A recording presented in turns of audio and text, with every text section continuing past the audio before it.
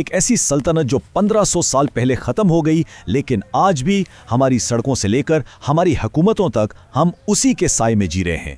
جی ہاں، بات ہو رہی ہے روم کی۔ یہ ہے اس کی 2200 سالہ کہانی، ایک ایسی تہذیب کی جس نے دنیا کو ہمیشہ کے لیے بدل دیا۔ لیکن یہ کہانی صرف عروج کی، صرف بلندی کی نہیں ہے۔ یہ ہمیں ایک بہت ہی اہم سوال کے سامنے لا کھڑا کرتی ہے۔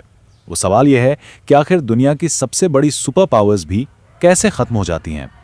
روم کی داستان میں اسی سوال کا جواب چھپا ہے۔ تو ہوتا کیا ہے؟ اکثر لوگ سمجھتے ہیں کہ روم کو باہر سے کسی نے فتح کیا ہوگا، لیکن حقیقت اس کے بالکل برعکس ہے۔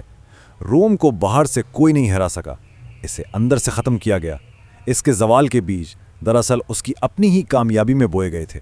اچھا، تو اس پوری کہانی کو سمجھنے کے لیے اسے 3 بڑے حصوں میں دیکھنا پڑے گا۔ سب سے پہلے 753 قبل مسیح میں ایک چھوٹی سی بادشاہت سے اس کا آغاز ہوتا ہے۔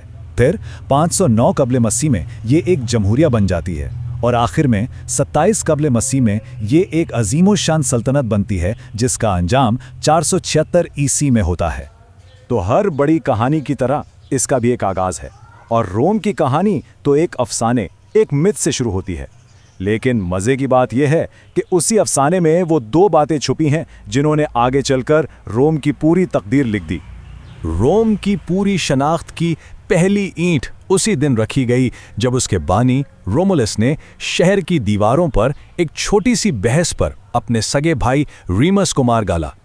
پیغام بالکل واضح تھا، اگر مقصد بڑا ہو تو تشدد جائز ہے، اور یہی اصول، یہی سوچ آگے چل کر ایک پوری سلطنت کی بنیاد بن گئی۔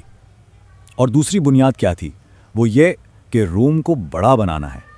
رومولس نے اپنے شہر کی آبادی بڑھانے کے لیے ہر طرح کے لوگوں کو خوش آمدید کہا، چاہے وہ مجرم ہوں یا بھی گھوڑے۔ اور صرف یہی نہیں، اس نے پڑوسی قبیلوں کی عورتوں کو اغوا کروایا اور زبردستی ان کی شادیاں رومی مردوں سے کروائیں، صرف اس لیے تاکہ شہر کی آبادی بڑھے۔ تو اب کہانی آگے بڑھتی ہے۔ روم کی تاریخ کا اگلا باب شروع ہوتا ہے۔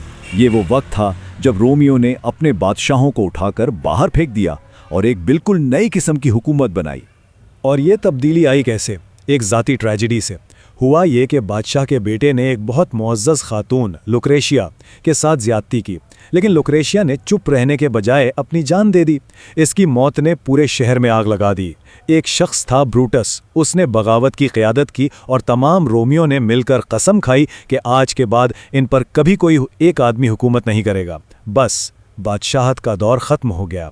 تو یہ جو نیا سسٹم تھا جسے جمہوریہ یا ریپبلک کہتے ہیں، اس کا بس ایک ہی مقصد تھا کہ ساری طاقت کبھی بھی کسی ایک انسان کے ہاتھ میں نہ آئے۔ اسی لیے انہوں نے ایک بادشاہ کے بجائے 2 حکمران بنائے جنہیں کونسل کہتے تھے۔ یہ ہر سال چنے جاتے تھے، اور سب سے اہم بات، یہ ایک دوسرے کے فیصلوں کو ویٹو بھی کر سکتے تھے۔ پھر آیا ایک زبردست موڑ، جب شہر کے عام لوگوں نے، مزدور طبقے نے ہڑتال کر دی اور کہا کہ ہم یہ شہر ہی چھوڑ کر جا رہے ہیں۔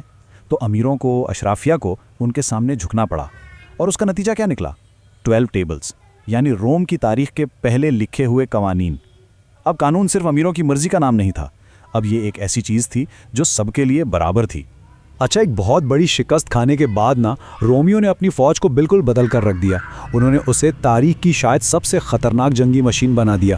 یہ صرف سپاہی نہیں تھے، یہ انجینئر بھی تھے۔ یہ پل بنا سکتے تھے، سڑکیں بنا سکتے تھے۔ ان کا ڈسپلن اتنا سخت تھا کہ سوچنا بھی مشکل ہے۔ بزدلی کی سزا تھی ڈیسیمیشن، یعنی اگر کوئی یونٹ بھاگ جائے تو ان کے ہر 10ویں سپاہی کو اس کے اپنے ہی ساتھیوں سے مروایا جاتا تھا۔ اب اس نئی خطرناک فوج کا سب سے بڑا ٹیسٹ ہونا تھا، اور یہ ٹیسٹ تھا میڈیٹرینین کی دوسری سپر پاور کارتھیج کے خلاف۔ ان دونوں کے بیچ 118 سال تک جنگیں چلتی رہیں۔ یہ روم کی بقا کی لڑائی تھی، اور جب یہ جنگیں ختم ہوئیں تو روم نہ صرف زندہ بچا، بلکہ وہ ایک سمندری طاقت اور ایک حقیقی سلطنت بن کر دنیا کے سامنے آیا۔ لیکن کہتے ہیں ہر کامیابی کی ایک قیمت ہوتی ہے، اور روم کی سب سے بڑی کامیابی ہی اس کے جمہوری نظام کے خاتمے کی وجہ بنی۔ اتنی بڑی سلطنت کو چلانے کے لیے طاقتور جنرلز کی ضرورت پڑی، اور آخر میں یہی جنرلز جمہوریہ کے سب سے بڑے دشمن ثابت ہوئے۔ اور وہ فیصلہ کن لمحہ آیا 49 BCE میں، جب سینٹ نے اپنے سب سے مشہور جنرل جولیس سیزر کو حکم دیا کہ وہ اپنی فوج کو چھوڑ دے، تو اس نے صاف انکار کر دیا۔ اور پھر اس نے وہ کام کیا جس کی کسی کو ہمت نہیں تھی۔ وہ اپنی فوج لے کر روبیکون دریا پار کر گیا۔ یہ کھلی بغاوت تھی۔ ایک ایسا قدم جس کے بعد واپسی کا کوئی راستہ نہیں تھا، اور روم ایک خوفناک خانہ جنگی کی آگ میں جلنے لگا۔ اس خانہ جنگی کے بعد روم نظریاتی طور پر دو ٹکڑوں میں بٹ گیا۔ ایک طرف تھا 500 سال پرانا جمہوریہ کا خواب جہاں طاقت عوام اور سینٹ کے پاس تھی، اور دوسری طرف تھی سیزر کی نئی حقیقت، یعنی ایک آدمی کی زندگی بھر کی ڈکٹیٹرشپ۔ ستم ظریفی دیکھیں، جن رومیو نے بادشاہوں سے اتنی نفرت کی تھی، اب وہ ایک نئے بادشاہ کے سامنے کھڑے تھے۔ بروٹس کا یہ مشہور جملہ کہ مجھے سیزر سے کم نہیں بلکہ روم سے زیادہ محبت تھی، ہمیں بتاتا ہے کہ سینیٹرز نے جمہوریہ کو بچانے کے لیے کتنی ڈیسپریٹ کوشش کی تھی۔ لیکن آئرنی دیکھیں، ان کے اس قدم نے، یعنی سیزر کے قتل نے، روم کو بچایا نہیں بلکہ اسے ایک اور خانہ جنی کی آگ میں دھکیل دیا۔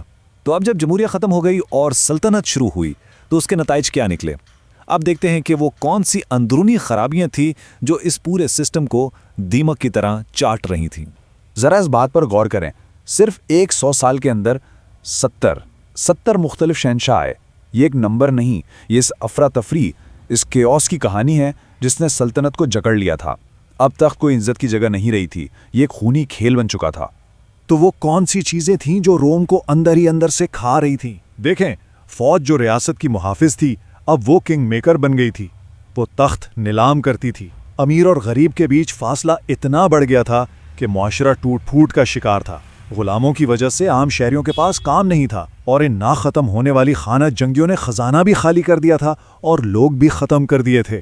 اور اس سیاسی اور اخلاقی زوال کی انتہا دیکھیں، شہنشاہ کوموڈس جیسے لوگ ہزاروں جعلی گلیڈیٹر فائٹس کرواتے تھے، صرف اس لیے کہ وہ خود کو ایک ہیرو کے طور پر پیش کر سکیں۔ جب حکمرانی حقیقت سے اتنا دور ہو جائیں تو یہ سمجھنا مشکل نہیں کہ سسٹم کی بنیادیں کھوکھلی ہو چکی تھیں۔